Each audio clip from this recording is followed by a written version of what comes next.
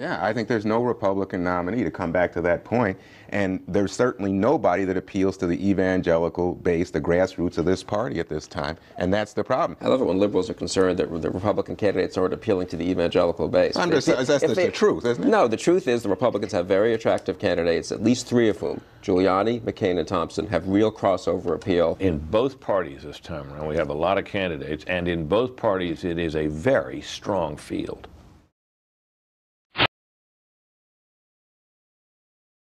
Giuliani has not made the sale yet to a lot of religious conservatives, and I think it's a problem for him. I mean, I think the reason he's not above 30% in any of the national polls, and the reason he hasn't gained momentum over the summer, even though the McCain campaign had all those problems, even though Thompson dithered around and didn't get going, even though Romney really hasn't taken off nationally, I'm struck by the fact that Giuliani seems capped at around 30 in the national polls, and I don't think there's likely to be a third-party candidate, but I think it shows that Giuliani is less of a favorite, maybe not a favorite, for the nomination. What's the most important thing we need to know about what happened in politics this week? Well, the fact that we're seeing on the Republican Party a gulf open, a gulf that was hidden in plain sight between those Republicans who say they will never vote for a pro-choice candidate and those who will. This week we also saw what developed among social conservatives, fear that Rudy Giuliani was going to get the nomination. They've started to talk now about a third-party candidate if he gets the nomination. It's Rudy panic. Rudy panic that he may emerge as the Republican nominee. Tony Perkins is the president of the Family Research Council. And Mr. Perkins, thank you for coming. You caused something of a stir in the political world last week when you said that people in your organization, people on the what some call the religious right, might have to support someone other than Rudy Giuliani and the Republican nominee if he got the nomination. Are you talking about a third-party candidate here? Exactly what is going on? Well, Bob, it's a good question, and let me be very clear. What we said last week was more of a proclamation of principle rather than a declaration of intent. What we said is that if, among all of the options that are available to Republicans, if they advance a pro-abortion rights candidate, we simply cannot go with them. If the Republican Party decides to retreat from its defense of the unborn, we're not going to go with them. I think if you look at some polling done this week by Rasmussen, suggested that if it were a head-to-head election between Rudy Giuliani and Hillary Clinton, and there was available a third-party pro-life candidate, 27% of Republicans would vote for that pro-life candidate. That's almost a third of the Republican Party, which is about what evangelicals make up of the party. The party's been successful, Bob, when it came together with the three key elements of the conservative movement. It's like a three-legged stool. You've got the fiscal conservatives, you've got the foreign policy conservatives, and the social conservatives. If you saw off one of the legs and say you really don't need to address those issues, you've got the GOP sitting on a two-legged stool, and I think it could end up impaling itself. I talked to a representative of one of the major groups, and he said, well, look, everybody has a problem. We know the problems with Rudy, Mitt Romney, flip-flopper, recent convert. Fred Thompson doesn't seem to be fully engaged. McCain, they've always had very testy relationships when it wasn't really outright hostile. And as far as the third party is concerned, who are they going to support? Alan Keyes, Roy Moore? There aren't any really good candidates that they can get excited about. But one, as we saw in 2000 with Ralph Nader, you don't have to have the most exciting candidate in the world.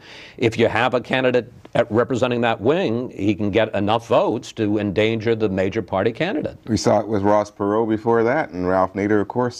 Giuliani, in fact, his campaign, David, issued a memo saying the mayor puts blue states like Connecticut, New Jersey, Wisconsin, California, Oregon, Pennsylvania, and Washington State in play. That he secures all the states that John Kerry and Al Gore could not win.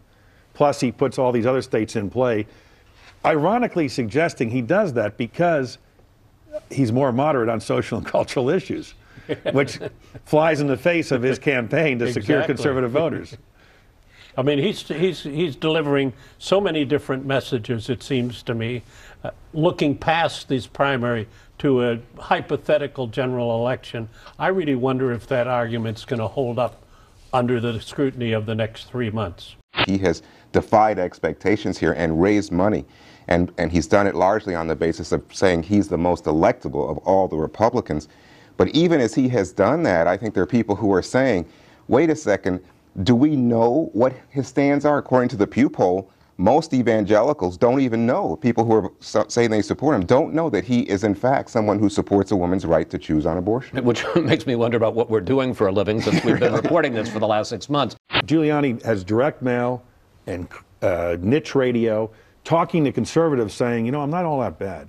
But to a general audience, he can't go on and stake out conservative positions because it might cloud his more moderate image, which he's also trying to hold on to. Here's an example. When he was mayor of New York, he used to have these radio interview shows live from City Hall. Here he is about the National Rifle Association. It really is absolutely astounding that the NRA continues to have influences in areas in which they make no sense at all. Far different from his appearance at the NRA last week. You think? What do we do as journalists to try to cut through this? Does national security, do you think, now trump social issues among conservatives? Well, I think it could, but that would require Giuliani to prove that he has fundamental differences on national security.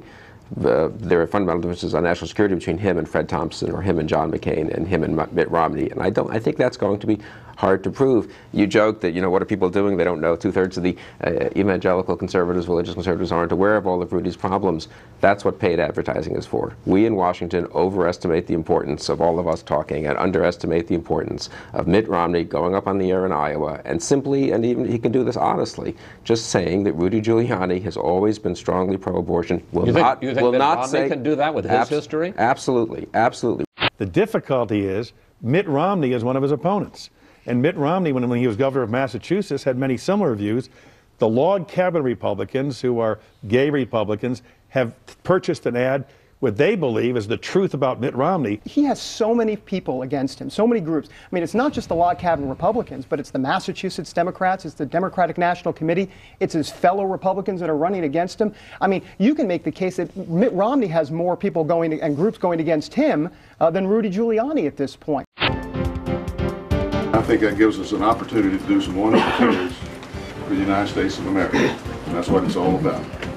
And I appreciate very much your being here today and listening to me give my thoughts about that. I will, first of all, could I have a round of applause? Well,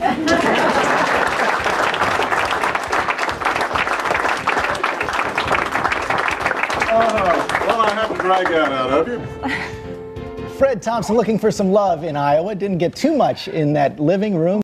This is the candidate who couldn't remember what the Terry Schiavo case was about. This is the candidate who didn't know that drilling for oil in the Everglades was a big issue in Florida. He has been hit pretty hard on the issues of is he up to speed on the issues of the day, and does he have the energy and the will to win that is required from a nominee. Fred Thompson, a late entry into the race, in second place in Iowa in the national polls. A little bit rusty on the campaign trail, couple. He was asked about the Terry Schiavo case in Florida and said, that's ancient history, I'm not familiar with it. No fire. He was asked about this, and he made this comment about the Soviet Union. I'm afraid that the Soviet Union and China are not ever going to do anything that's going to hurt them badly, but we need to ratchet up those, if at all possible, the Soviet Union having gone out of existence in 1991. What's the problem there? Well, the problem is he seems to have been living in a cave for a little while. The grim old party on its way to an enduring Republican minority. And in the face of embodiment of Fred Thompson, you see all the problems of the Republican Party, its crisis of identity. If the campaign is a pop quiz, Fred Thompson's not going to win it. Fred Thompson went through Iowa this week and got, I would say, continuously savage reviews by the media. Probably the worst reviews I've seen for a candidate who debuts at #2 in the national polls. Where's my man Ron Paul? Ron Paul, a Republican presidential candidate, a little-known congressman from Texas, and John McCain, who's arguably well-known to everyone, has been around for a long time, that they're raising basically in the last quarter almost the same amount of money. Well, a warning sign for Republicans that the war in Iraq, which Ron Paul is the only Republican candidate who opposes it, is a big issue for a lot of voters. I suspect a lot of the people giving him money share his strong opposition to the war. That's a warning sign for the Republican nominee. Ron Paul raised $5 million, as much as John McCain this time around. And Jay, one of the other things that struck me looking at these numbers on the money side was that Mitt Romney is starting to give more and more and more money to his campaign and starting to raise less. I mean, the percentage of his funds that actually come from his bank account has gone from 10% in the first quarter to something like 50%. Right. Almost 47% this quarter. Well, they put out a very artful release where they said that Romney's total receipts for the third quarter were 18.5. Included a check for Mitt Romney to Mitt Romney for 8.5 million. Now, he has, however, he raised $10 million in this quarter, raised, in addition to the money he gave to himself, which was just a little bit less than the front runner in fundraising the Republican Party, who is Rudy Giuliani, which all says, when you compare it to the Democratic candidates and the money they're raking in, is that it goes to what Katrina was talking about, this sort of dejection. Let me actually show that. We've added it up. It is kind of stunning. All the candidates this year, Democrats have raised $230 million. Republicans have raised $149. The big Republican money people are sitting it out right now. They're waiting. None of these candidates has convinced anybody that he is the winner. It is easier to come up with reasons why nobody can get the nomination on the Republican side than to come up with reasons that any one candidate can.